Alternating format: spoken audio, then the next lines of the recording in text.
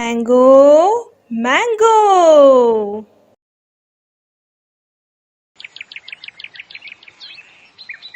गजोधर का परिवार बहुत गरीब था।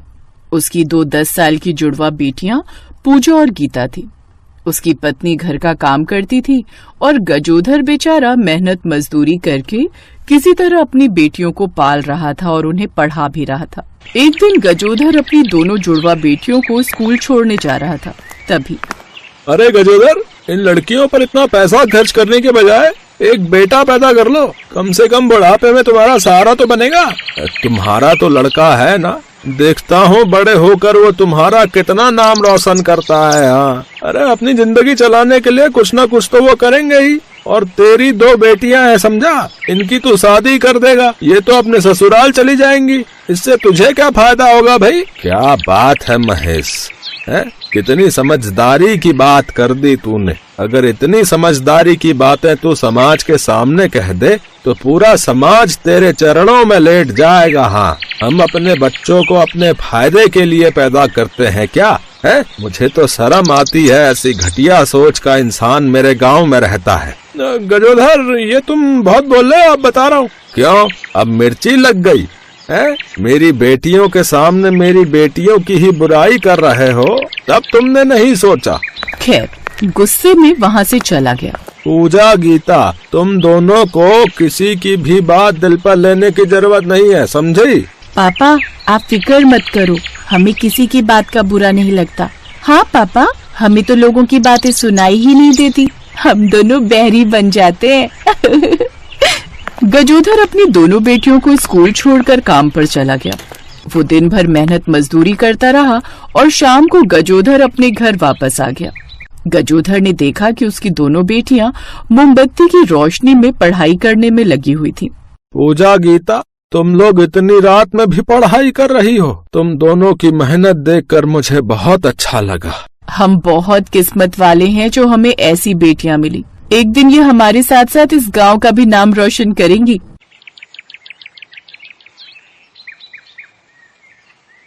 प्रधान जी के घर के बाहर गांव वाले क्यों इकट्ठा हुए हैं? जाकर देखना पड़ेगा। अरे गांव में लाइट आने से खतरा हो सकता है। यहाँ पर सबके कच्चे मकान बने हैं और छपरा डालकर सब रहते हैं। अब एक चिंगारी भी लग गई ना बिजली से तो पूरा गांव जल जाएगा। हाँ प्रधान जी, अगर ऐसा ही सब लोग सोचते तो आज पूरे देश में लाइट ही नहीं होती। तुम लोगों को क्या लगता है कि मैंने कोशिश नहीं की? जब सरकार सुनने को ही तैयार नहीं है तो इसमें मेरी क्या गलती? मैं प्रधान हूँ, प्रधानमंत्री नहीं। इतना बोलकर प्रधान अपने घर के अंदर चला गया। गांव वाले बाहर आपस में बहस करते रहे। अरे राजू, तुम लोग फालतू में प्रधान जी से बहस करते हो। अरे गजोधर भैया, ना ही ये प्रधान किसी दूसरे को प्रधानी के पद पर खड़ा होने देता है और ना ही खुद गांव में लाइट आने दे रहा है। अरे वो सब बड़े लोग हैं, उनसे हम बहस नहीं कर सकते। अगर प्रधान के खिलाफ कोई जाने की कोशिश करता है तो वो गांव से गायब हो जाता है, तू जानता है ना। खैर, ऐसे ही दिन बीतते गए। गांव में न लाइट थी, ना ही कोई सुविधा थी।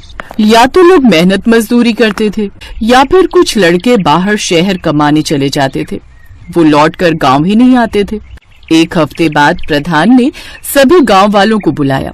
देखो गांव वालों, मैं पिछले 1 हफ्ते से गायब था। तुम लोगों को मालूम है मैं कहाँ गया था? आप हमें बताकर ही नहीं गए थे तो हमें कैसे पता चलेगा कि आप कहाँ गए थे?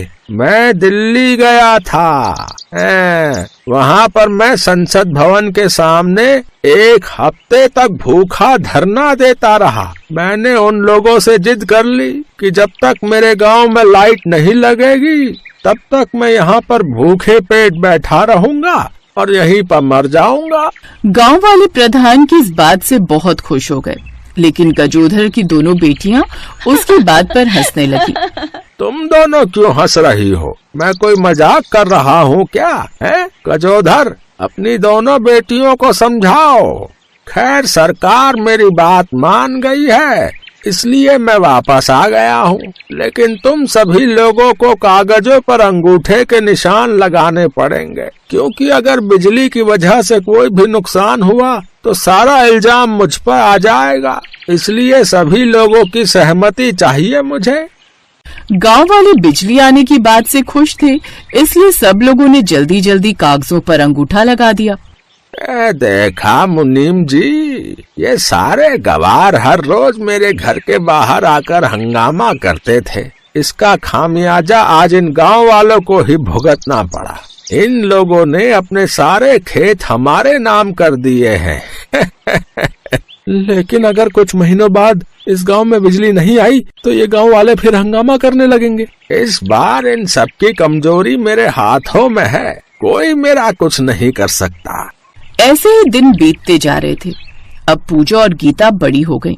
गांव के सभी लड़के आवारा घूमते हैं, जबकि हमारी बेटियां पढ़ाई भी कर रही हैं, दूसरी लड़कियों को पढ़ा भी रही हैं और पैसों से हमारी मदद भी कर रही हैं। तुमने बिल्कुल सही कहा महिमा। पापा, कुछ ही सालों बाद आपको कोई काम करने की जरूरत नहीं पड़ेगी। इस प्रधान ने गांव वालों के साथ बहुत बड़ा धोखा किया था। 15 साल बीत गए लेकिन अभी तक गांव में लाइट तो आई नहीं। उल्टा सभी की जमीनें प्रधान के नाम हो गई। सब गांव वाले बेचारे साल भर खेतों में मेहनत करते हैं और उन्हें बस खाने भर का अनाज दे देता है प्रधान, बाकी खुद रख लेता है। यहाँ तक कि उसने तो हमारी जमीन, हमारा घर भी अपने नाम कर लिया है। हम लोग चाहकर भी उसका कुछ नहीं कर सकते। लेकिन पापा, हमें सिर्फ 2 साल का वक्त दीजिए, सबकी जमीन वापस होगी। इस प्रधान को मैंने भीख नहीं मंगवाई तो हमारा नाम भी जुड़वा सिस्टर नहीं। अरे मेरी बच्ची, जैसा चल रहा है वैसा चलने दो। तुम लोग गुस्से में कुछ भी मत करना। पापा, आप डरो मत, हम ऐसा वैसा कुछ नहीं करेंगे। पूजा और गीता यूपीएससी की तैयारी कर रही थी। 1 साल बाद उन दोनों की परीक्षा का दिन आ गया। पापा, हमें परीक्षा देने के लिए शहर जाना है। तुम दोनों ने दिन रात मेहनत की है परीक्षा के लिए। मैं तुम दोनों को परीक्षा दिलाने जरूर चलूंगा। गजोधर अपनी दोनों जुड़वा बेटियों को लेकर शहर चला गया। उन दोनों ने परीक्षाएं दी और कुछ ही महीनों बाद रिजल्ट आ गया, जिसमें पूजा और गीता ने टॉप किया। 2 साल के अंदर दोनों ही जुड़वा बेटियां आईपीएस ऑफिसर बन गई। अब उनका एक मकसद था, सभी गांव वालों को उनकी जमीन वापस कराना। कानूनी रूप से तो सारी जमीन प्रधान के नाम थी, तो जबरदस्ती तो वो लोग कर नहीं सकती थी। इसलिए दोनों ने एक प्लान बनाया। गीता, हमारा एक दोस्त है राकेश, जो बहुत बड़े बिजनेसमैन का बेटा है। उनके पिता की बहुत सारी फैक्ट्रीज हैं, लेकिन अब राकेश जी भी एक फैक्ट्री लगाना चाहते हैं। तो मैं चाहती हूँ इस गांव में वो फैक्ट्री लगे, ताकि इस गांव के लोगों को कमाने के लिए बाहर न जाना पड़े। हाँ, तो राकेश जी को यहीं बुला लेते हैं। अगले दिन पूजा और गीता ने राकेश को बुला लिया। प्रधान जी, ये राकेश जी हैं। आपने ओबरॉय बिल्डर का नाम तो सुना ही होगा, ये उन्हीं के बेटे हैं। अरे वाह वाह वाह वाह, हमारी तो किस्मत ही खुल गई कि आप सीधा हमारे घर आ गए। मुनीम जी, उनके लिए जल्दी चाय नाश्ते की व्यवस्था कीजिए। प्रधान जी, इसकी कोई जरूरत नहीं है। दरअसल मैं इस गांव में एक फैक्ट्री लगाना चाहता हूँ, आपकी परमिशन चाहिए थी। हाँ हाँ, बिल्कुल बिल्कुल, मेरी तरफ से जो है पूरी परमिशन है। इन पेपर्स पर साइन कर दीजिए। प्रधान ने लालच में आकर बिना पढ़े ही कागजों पर साइन कर दिए। राकेश वहाँ से चला गया। अगले दिन गीता और पूजा पूरी फोर्स के साथ प्रधान के घर पहुँच गई। पूरा गांव भी वहाँ था। प्रधान जी, ये घर खाली कर दीजिए, क्योंकि ये आपका घर और आपकी सारी जमीन सब मेरे पिता गजोधर जी के नाम हो चुकी है। ये देखिए, आपने साइन किया है। धोखा किया तुमने मेरे साथ है? हाँ, धोखा किया। अब खुद निकलता है या उठाकर फिकवा दूं। और गांव वालों, आज के बाद बिना कागज पढ़े साइन मत करना कहीं पर भी। अब वो प्रधान भीख मांगने लगा। माँ, ये नौकरी मेरे लिए बहुत जरूरी है। अगर उन होटल वालों को मेरा काम पसंद आ गया तो मेरी पगार और बढ़ जाएगी। बहुत मुश्किल से तो मुझे ये नौकरी मिली है। अब तुम ऐसे घबरा कर भेजोगी तो वहां इतनी दूर अनजाने शहर में अनजानी जगह पर मेरा बिल्कुल भी मन नहीं लगेगा। हाँ, नहीं कर रही मन उदास, पर तू वादा कर मुझे रोजाना फोन करती रहेगी। हाँ माँ, मैं जब भी काम से फ्री हुआ करूंगी सबसे पहले तुम्हें फोन करूंगी। अच्छा रुक, मैं तेरे लिए साथ में खाने का कुछ बांध देती हूँ, तू रास्ते में बस में खा लेना। ठीक है माँ, तब तक मैं अपना सामान अटैची में रख लेती हूँ। ये है सीता, लाजवंती की बेटी। लाजवंती बहुत गरीब है। पति के जाने के बाद घरों में काम करके लाजवंती ने सीता को पाल पोस कर बड़ा किया। सीता ने गांव में ही रहकर 12वीं तक की पढ़ाई पूरी की। सीता आगे पढ़ना तो चाहती थी, पर पिछले 1 साल में लाजवंती की तबीयत बहुत खराब रही, जिस वजह से सीता ने अभी कॉलेज की पढ़ाई के लिए अपना विचार बदल लिया और नौकरी ढूंढने लगी। सीता के बचपन की सहेली आशा की कुछ समय पहले दिल्ली के एक होटल में नौकरी लगी थी। आशा जब गांव आई तो सीता ने अपने बारे में भी बात की, तो आशा ने उसकी भी नौकरी उसी होटल में लगवा दी। अगले दिन सीता नौकरी के लिए दिल्ली पहुंचती है। होटल में आशा उसे सब कुछ समझा देती है। सीता खूब मेहनत के साथ होटल में नौकरी करने लगती है। शहर के बहुत बड़े व्यापारी मिस्टर जगन्नाथ जी की बेटी गीता आज शाम अपना जन्मदिन मनाने के लिए हमारे होटल में आ रही हैं। सभी स्टाफ को उनका पूरा ख्याल रखना है। जगन्नाथ जी की बेटी गीता को किसी भी बात की कोई तकलीफ नहीं होनी चाहिए, क्योंकि वो पहली बार हमारे होटल में आ रही हैं। समझ गए? जी सर, हम पूरा ख्याल रखेंगे। सुना है विदेश में पढ़ी लिखी है और बहुत नखरे वाली है। अभी सुबह ही मैंने रिसेप्शन पर फोन उठाया था, बड़ी तीखी आवाज में बात कर रही थी।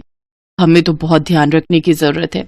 अगर जरा सी भी शिकायत का मौका मिला तो मैनेजर का गुस्सा तो मैं जानती हूँ, फालतू का भड़क जाते हैं। अच्छा चल, फिर तो हम बहुत ध्यान रखेंगे। अरे माँ का फोन आ रहा है। हेलो? हाँ माँ। हेलो सीता, जन्मदिन की ढेर सारी बधाई मेरी बच्ची।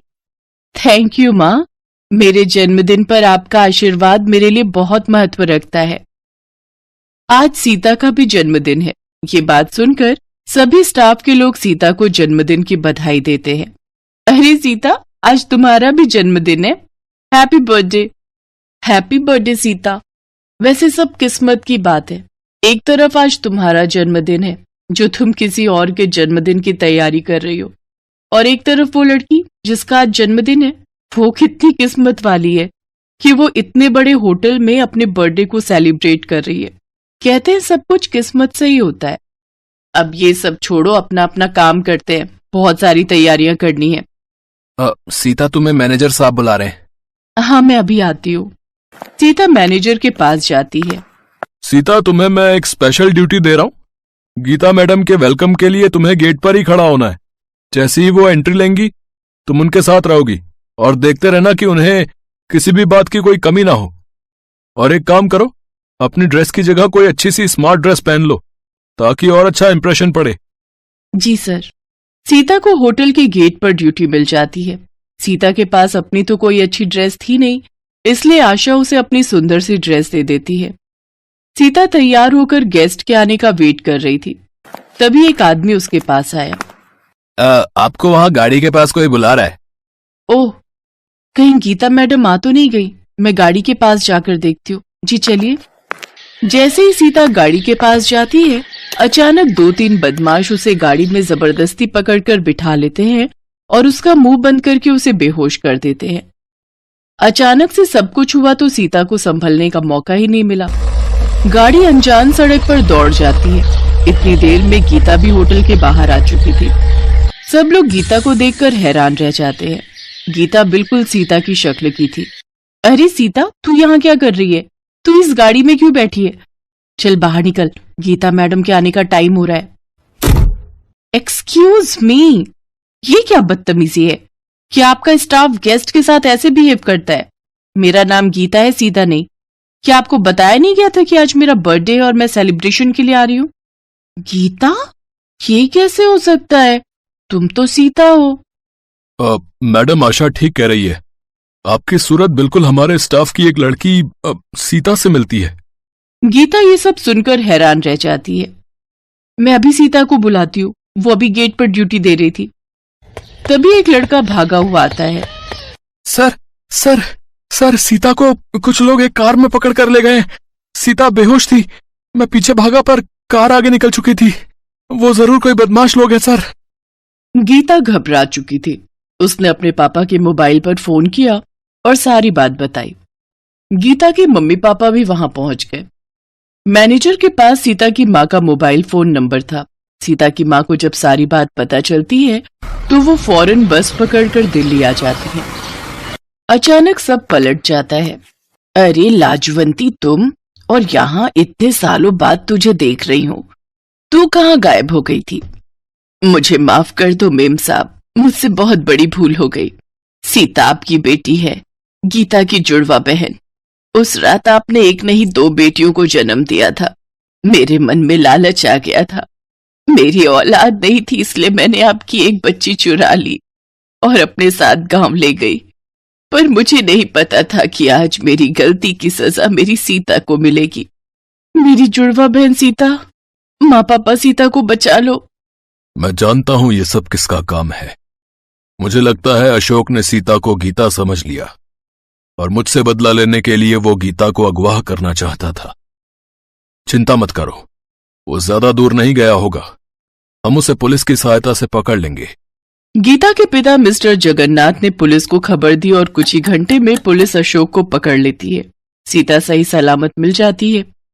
जब सीता को सच्चाई पता चलती है कि गीता उसकी जुड़वा बहन है और उसके असली माता पिता मिस्टर जगन्नाथ और ममता है, तो वो बहुत रोती है। मेरी बच्ची सीता, इतने सालों तक तू हमसे दूर रही। सीता, हमारी बच्ची। मेरी बहन सीता, तू इतने साल मुझसे दूर रही। मैं भी आप सबको पाकर बहुत खुश हूँ। और माँ, तुमने ऐसा क्यों किया?